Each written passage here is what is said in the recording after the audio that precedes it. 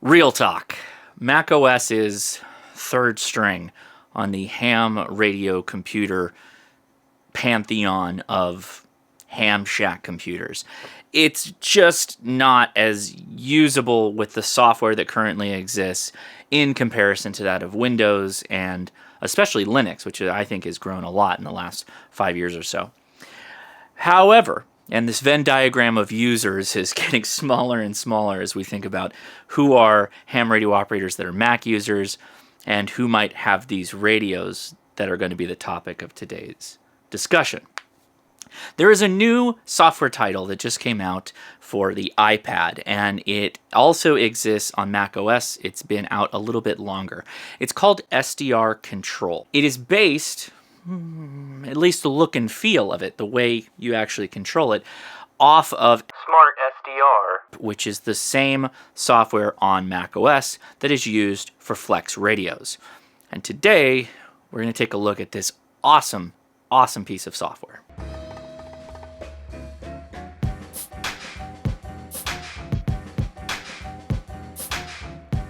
First up, let me just say right up front, the link in this is going to be in the description for the creator's website, Marcus Roshkush. I apologize, Marcus, in my butchering your name. I want to say congratulations. This is very good software and finally is a win. I can finally say it's kind of a win for macOS. For everybody else that's a macOS user for ham radio, I appreciate that there are good software titles too, but I think this one is actually very special. Everybody likes it when the first minute or a couple minutes of a video have a bunch of caveats, and this is going to be no excuse. I'll get some of the bad stuff out of the way or limiting factors out of the way right up front. This software right now only supports the ICOM 7610, the ICOM 9700, and the beloved ICOM 705. The reason for that is quite simple. These radios have internal computing, call it, and home network connectivity. My 7610 plugs into my home network via a Cat6 cable connected to remotely when I'm sitting at home, or if I have my VPN connected to my home network, I can tunnel in and get to my 7610. 705 is the same way, except the 705 accesses your home network via wireless LAN. Okay, caveat 2, in terms of things you need to know, is that this is a paid-for software title. The iPad software is $50, and the macOS software is $100, and they are not interchangeable, meaning if you buy the $100 macOS software, you can't get a discount or get the iPad software for free. Good news is that once you download one on either platform tied to your Apple ID, you can download it on other iPads or other macOS computers if you have them. Now, controlling your radios with this is very straightforward. You use the on-screen controls on your ICOM radios when they're turned on for DHCP to show you its IP address, and then you set up a user profile. My 7610 has 2 users that I can have on any one time, an admin user and then a secondary user. I have the admin user connected on my iPad and my macOS laptop, and then I can just connect if I am at home. For those that are interested, you can definitely turn on VPN. I would not necessarily recommend opening the ports, which I believe is 50,001, 50,002, and 50,003 for ICOM control. Highly recommend you turn on a VPN on your private personal network that you can tunnel in via your iPad or via your Mac laptop. With that said, once that tunnel is open, you can get full control of your home radio. So just like you would for your Flex users, similar kind of concept, except that this requires a little bit of doing in the terms of setting up a VPN. Now, to give you a bit of an incentive to stick around for a while, one of the things that makes this a really compelling piece of software, which I will show you here very shortly, this has a built-in FT8 software and built-in logger, among other digital modes, as well as being able to use your iPad's microphone and its speakers, as well as the MacBook or Mac OS software, as well as run CW from the keyboard. Really cool concept that Marcus has been able to link into this. So let's demonstrate it live and have a little bit of fun with it. First up, we're going to look at the iPad software. I am running a, what is this, 2nd edition MacBook Pro with the little keyboard, so I will talk about the touchpad control as well as the key control. But touchscreen is honestly where it's at with this, so we're probably going to focus on that. All right, so when you first bring up SDR Control, you're going to be greeted with a screen that says you are not currently connected. Tap here to connect. So I will tap there. I do have a 7610 at home and a 705 portable, as I'm calling it, which is the local IP address for the 705 when running into access point mode. So what you do, I'm going to click on this guy and hit edit just so I can show you what that looks like. Now, this is, I title the name for where I'm at, Home 7610. If I was going to do remote 7610, implying I am away from home, I would need to use the IP address of my router, where the ISP thinks I am. My IP address is going to be different in that case. I'm not going to show you, though, because I don't want people trying to break into my 7610. Anyway, you can toggle auto connect if you want, being the way that you most normally connect to the radio. Odds are, though, if you're going portable with a 705 or you switch between the two with a 705, home and in the field, you may not want to auto connect. So let's go 7610 connect. Okay. And yes, it uses the speaker on your iPad for audio. So this is the main screen. Right now, I was doing FT8 a moment ago because there's a big opening on 20 meters at 9 p.m. at night. So I figured, hey, that's a pretty good time to check things out. Just like you do with other SDR softwares, there's mode up here on the top middle area. And because the 7610 is a dual transceiver radio, you have split control both sides. And you can separate those if you want to. Let's take it out of data mode. So now we're just in voice, and let's slide up the band a little bit. I will go ahead and increase the bandwidth. So I found that I can just kind of like take my thumb and just kind of push back and forth to fine tune. It sounds really good too. There's 4 speakers on the iPad Pros, so depending on the audio quality, it's going to be better. I've also used my AirPod Maxes, and these work really well. I haven't tried using the microphone on these, though. Don't know that I'm going to do that today. All right, so looking at the main screen, you'll see the bottom ribbon has a couple of controls. One says FT8, the other says 7610, and then there's a settings screen. If I want to, I can change and jump between some of those things by clicking View. And that gives me a list of things I can do. A tuning panel, a CW panel, memory panel, macros panel, DTMF if I want to do that, TX RIT control, and log new QSO. So if I bring up the CW panel, it brings up a floating window that I can move around the screen. And this is a live CW QSO. I can type on the keyboard, hit enter, and it will transmit that over, whatever frequency I'm on. That's really handy. Something that's kind of important to have if you want to do CW, because you can't really connect a key to an iPad, at least not that I'm aware of in terms of control capability. If I was in the middle of a QSO, I can click View, Log New QSO, and I can type in the call. It obviously knows what frequency you're on. It knows the band of operation on both transmitters, and it will connect time to it. This could be really useful if you were doing parks on the air, although there isn't a notes field. I don't know if that's necessarily a problem. You will have to go into the log entries, though, and pull out what section was from the park you were doing. So that's something that you may not be able to do as easily on the iPad. It's much easier on the actual Mac laptops because they can be controlled like a computer, so you can dive around into the file system. Now, if this is your first time running the iPad app, you'll likely see something called Tools at the bottom.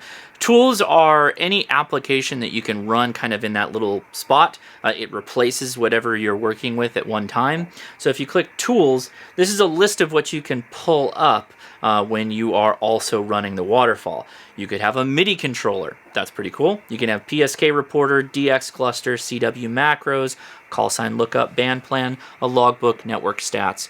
Obviously, FT8 is the big feature here, and call sign lookup. Let's bring in FT8.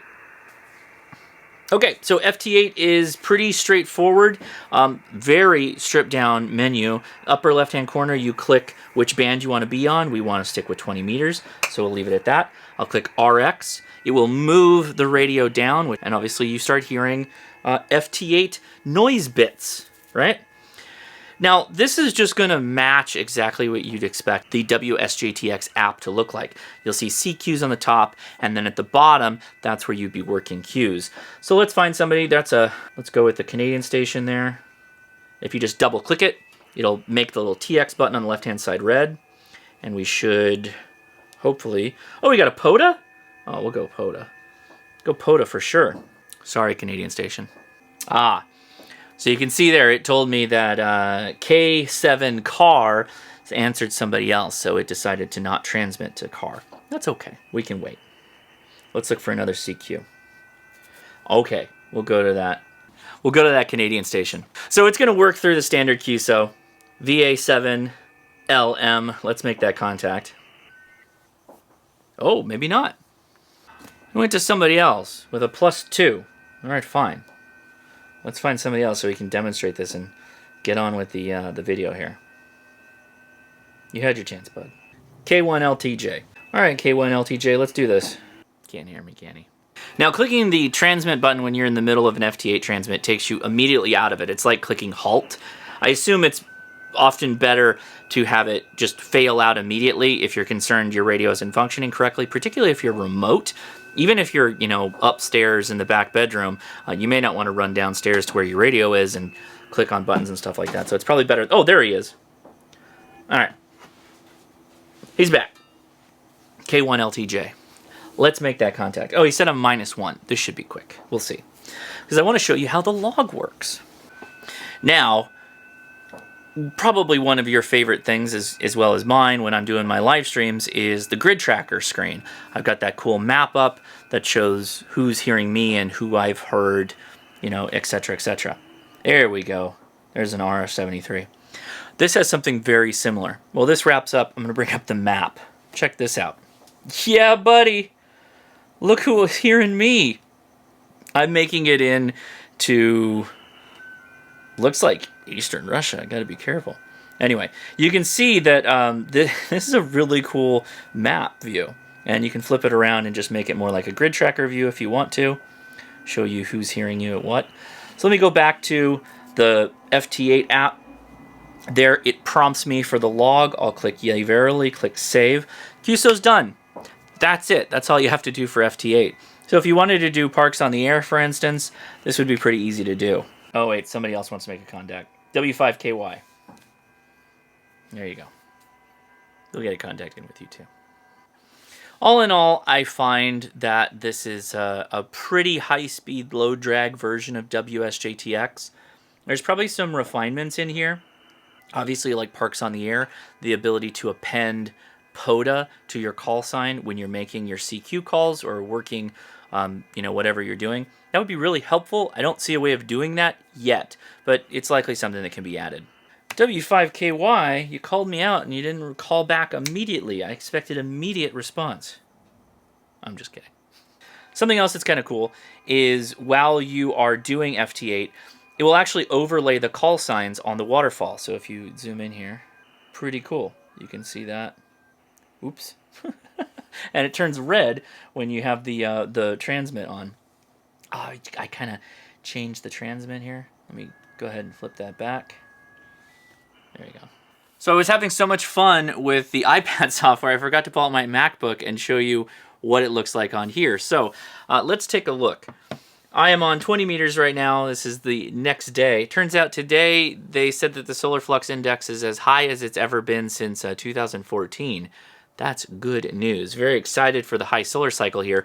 It is now 8:20 in PM, and 20 meters is still popping pretty good.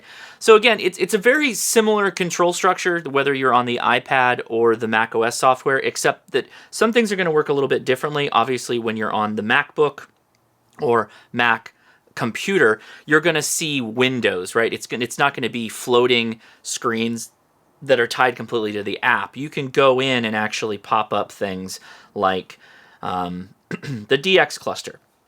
Right, and so you can say, go ahead and pull from the DX cluster, and boom, here you go. You've got a window now that you can move around the screen, or you can kind of dock it, and it'll kind of lock in place there. The tools are the same, except there are a couple of standouts. One, you get a RS28 controller, which I'll show you demonstrated right now. For those that don't know, this is the RS28. It is a jog dial with an A and B channel for the 7610, because again, it's a dual transmitter, with a PTT button, and this can be set to hold PTT or toggle PTT. It has a USB mini in the back, and you can connect that into your computer, your Mac in this case, and actually use this to control the VFO. We will try that out, don't worry. This is a very expensive piece of kit. If you don't believe me, pull up the HRO website on it. But those of you that have it, I think it's generally very well liked, although it is pretty simple. There are a world of like DJ control MIDI options that this supports. And in fact, I took a MIDI device that's not even on the list. It's just a MIDI device. And I went through and I was able to actually map buttons to it, which I'll also demonstrate for you. It might be fun. But going through the tools, you have network stats, band plan, call sign lookup is the same. You get DX cluster, which I mentioned. You also have alerts, HF fax, RTTY, PSK, and then of course the FT8 that you also get on the iPad. So there are a couple of enhanced features, nothing that screams the winner here, but I find them both very good. So you might want to consider one over the other. And reminder, if you buy one, you don't get both. You do need to pick the one that is for you. So if you only have Mac laptops and computers, don't get the iPad software, and vice versa. For some of you portable people, I like that. You're going to probably like the iPad software more, since an iPad is obviously easier to take out with you in the field. And I actually find the controls, the touchscreen controls, are really nice. So if I bring up the PSK tool, I can go ahead and start receiving, although obviously we're not going to get anything. But I can select 20 meters here, and it'll move my antenna over. And we may get something. We'll see. I can close that DX Summit window while we're doing this. See if we've got anybody in the mix here. Doesn't look like a lot. Let's see. Can we pull in that guy? No. Admittedly, PSK has kind of taken a backseat to FT8, so peak times of a particular band are when you're going to still find PSK traffic. It is not as much as it used to be. I do have this set to dark mode, so this screen is a little washed out and black on black or black on gray. You can change this out of dark mode if you so wanted to, but just an FYI. Let's see what we've got there. These could be languages I don't know, but I don't think that's true. Anyway, I think you get the idea of what that looks like. Let's go ahead and close out of that. Whoops. What happened? We lost it completely. Yeah, okay. I didn't expect that. Well, let's see if we can get back in. Radio's not responding. Wow, you're watching that live. So I was just trying to close the tool. There we go. I was just trying to close the tool window for PSK, and it went no. No. Whoa. I set this thing into a bad mode. Okay, let's go tools. Let's bring up FT8 really fast. We're going to go 20 meters. Receive. Definitely FT8 noises. If you bury a screen like that, by the way, where the FT8 window is now gone, on the iPad you've got that control ribbon on the bottom. Not to worry, just click Window, and then hit FT8 or whatever window you had open. That brings it right back up. I'm going to lower the volume considerably, though. So let's bring that back up. Get a nice red bezel around the screen to know you're transmitting. Works great. Again, I love that display with the characters over the top of the screen. I think that really makes it fun. At least it points out who you might not have seen in the window as it flies by, particularly as FT8 gets really busy. I think I'm going to try and stop transmitting. Yeah, so, okay, I'm going to give up on that. Let's get out of that one. We'll go to Tools. Let's pull up the RTTY control. Hey, look at that. It's even got a frequency set. Of course, you can change this if you wanted to, but it'll slide over here for RTTY, and it'll try to copy RTTY. This is based off of, I'm assuming, some of the controls that are afforded in the 7610. 7300 is obviously not one of the radios this software works with, but you may be familiar that the ICOMs do support RTTY right out of the box. and you can use it that way. So let's see if I close it. Does it crash the whole thing? No, we're good. And PSK reporter, if I do KI6NAZ, do I come up? Yeah, sure enough. So I was heard just a minute ago. What was my loudest signal? 5? Oh well. That doesn't seem to be working. Where's the furthest out? Saudi Arabia, HZ1CY heard me 23 hours ago when I was playing around with the iPad. And let's see. What's the band plan look like? Hey, that's kind of cool. Huh. Interesting. So if I do... I wonder what happens if I click something. So if I click... It does. It moves it.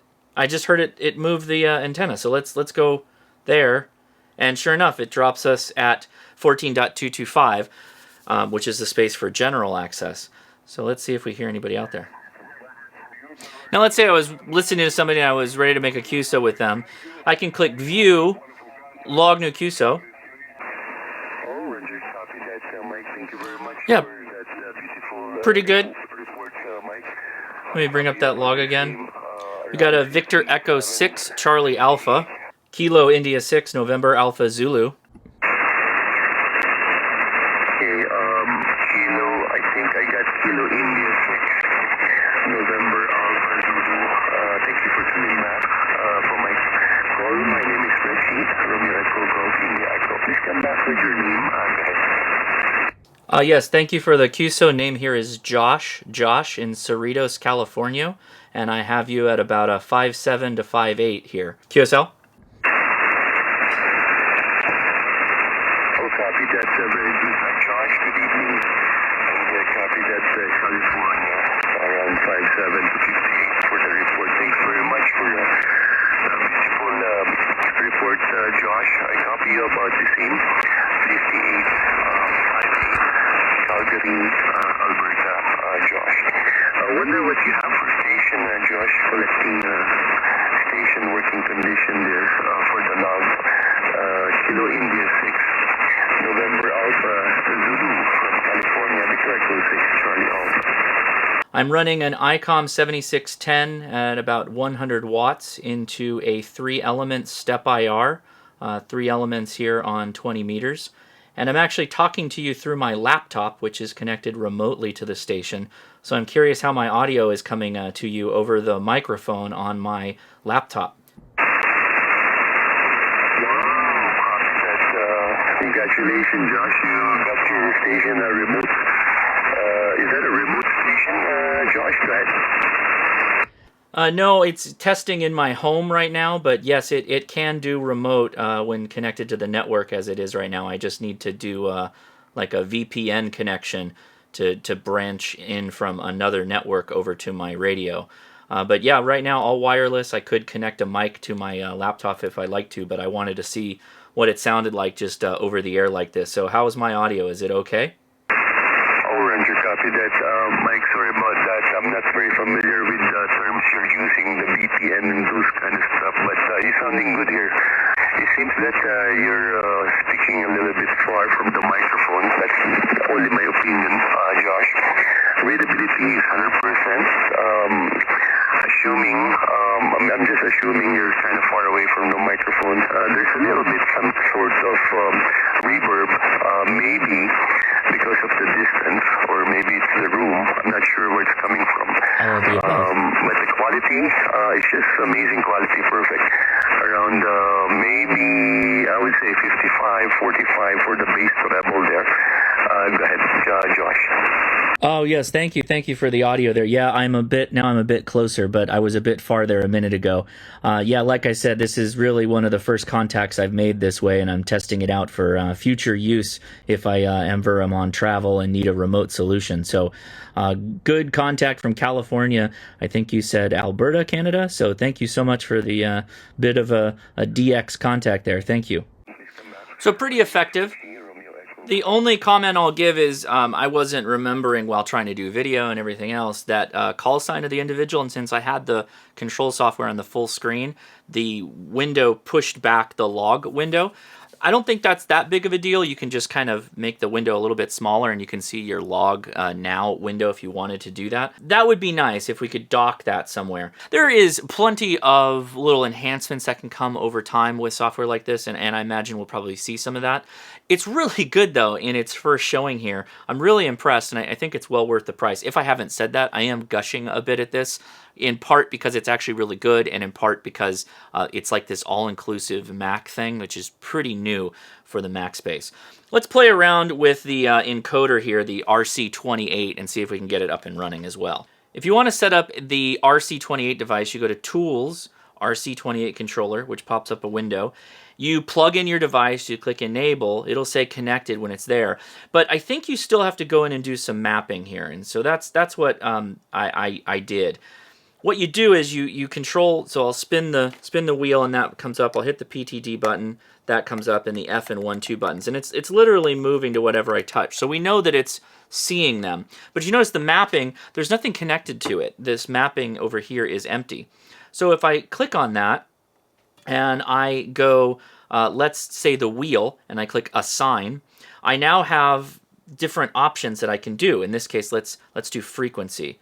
And so now frequency shows up there, and if I do this, does that make it good?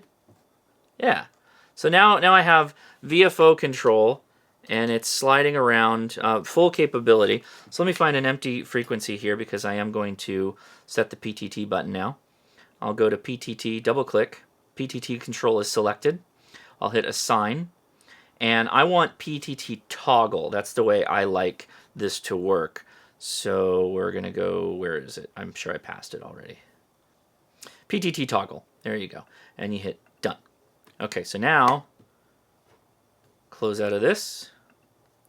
So now, we've got PTT capability. And if you want to go further than that, you can go back into the control, edit mapping, and you can do the F1 button. We can assign that to VFO-A. Or we can do AB switch. Is that what I want? No. I'm probably missing it. But you still have two configurable buttons here, the P1 and P2 button, or sorry, F1 and F2 button. But this still works in what I need. I hardly ever use those other buttons unless I am running the two sides, which I'm guessing is... Oh, okay, we can do a watch. That's good. So you could actually have a split.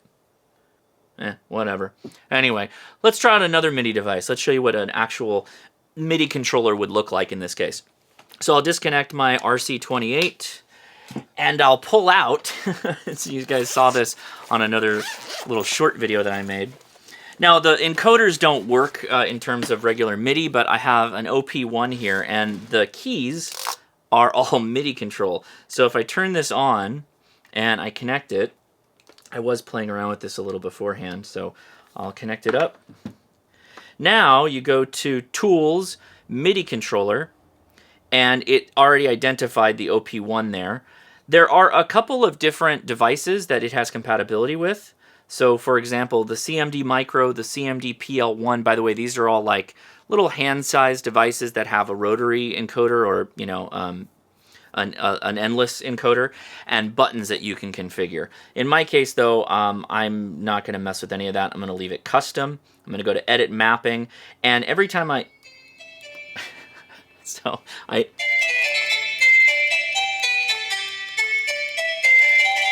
all the keys that this plays music on show up as a literal MIDI button that you can configure. That's how MIDI works. And I have the leftmost button. Did I have middle C? I guess I had middle C, close to middle C, as the PTT button. So with this, this is completely ridiculous. You don't necessarily need to do this. But it's an example that any MIDI device that you want to use, will work with this. So probably don't want to do that much on the air. Anyway, that works well too. So if you have your own MIDI devices, something with an encoder knob that actually shows up as a MIDI controllable entity, then you can do this as well. In poking around a little bit more with the FT8 side of this, it does function completely fine. And you will make contacts, as I'm making a contact right now with Victor Alpha 3, Victor Delta. But there are some nuances at play that are in the full-fledged WSJTX app that I don't really have full control of here, or I don't fully understand if they're being utilized or not. Settings is helpful, and there's some things I can do when I'm in here.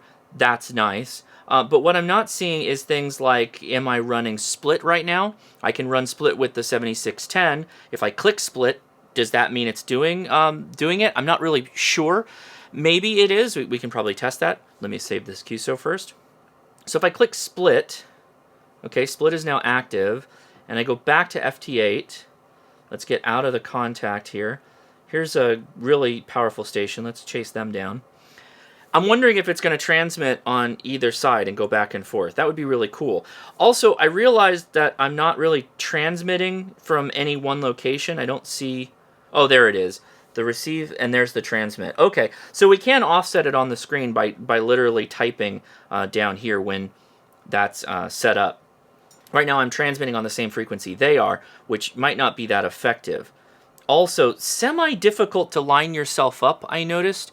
FT8's waterfall screen is really nice to see the little squares. We don't see that as much. We see just a real-time spread. So you can kind of line yourself up, but you're guessing a little bit. And yeah, I'm plus 11 to him, so okay. A little bit of work could be done there. I'm not sure exactly what would be done, except that we don't really have those same little cubic blocks or rectangles that you expect to see when you're running WSJTX. That's something that likely can be added, or you just kind of can get good if you're so willing. You could probably go in here and zoom in. Oh, okay. Well, I'm not gonna. Yeah, if I slide the window, I'm going to lose my frequency space. So I'm going to leave it alone to finish this contact. Also, I noticed that, oh no, they're sending me triple R. Don't send triple R. So yeah, a bit of some nuances in there that we can probably work on, or Marcus can work on while he's doing advances or updates to this application. All in all, though, it's kind of like a turnkey solution for playing around with one of the 3 ICOM radios without much fuss. It feels very easy, like anyone could do this. The only thing you need to worry about is getting the connection to the radio. If you're in the home network, it's as easy as being on that same network. If you are away, that's a bit more complicated. That's a topic for another video. Largely, it would mean deploying a VPN at your home and using a VPN app or some way to log into your VPN when you are away from your home network. So a couple of parting thoughts here. If you are already a Windows user and you don't have a Mac, well, if you stayed this far, hey, thanks for watching. I really do appreciate it. If you are someone who can't make up their mind between getting a cheap Windows laptop from maybe Walmart because you are a Mac user and just buying the RSBA1 software, well, now you can just forgo that whole separate computer, more e-waste that you potentially put in a landfill, and just load the iPad app or the software on your macOS device.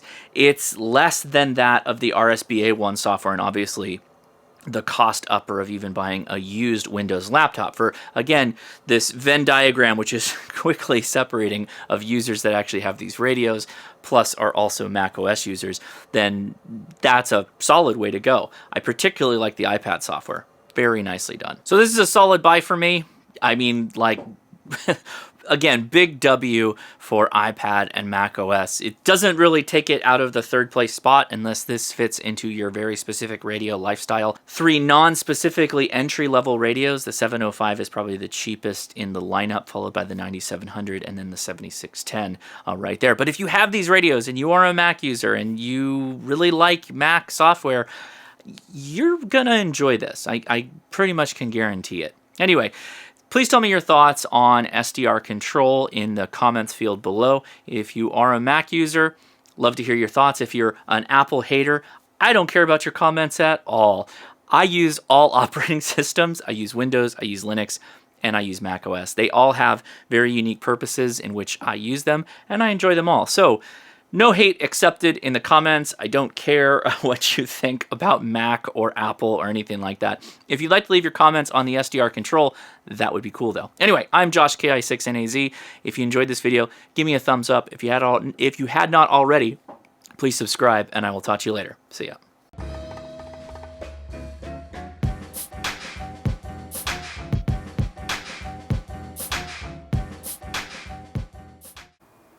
Oh, hi, this is an audio test. Ambient audio. This is just roomy. Let's see what it sounds like. Test, test, test, test, test, test, test.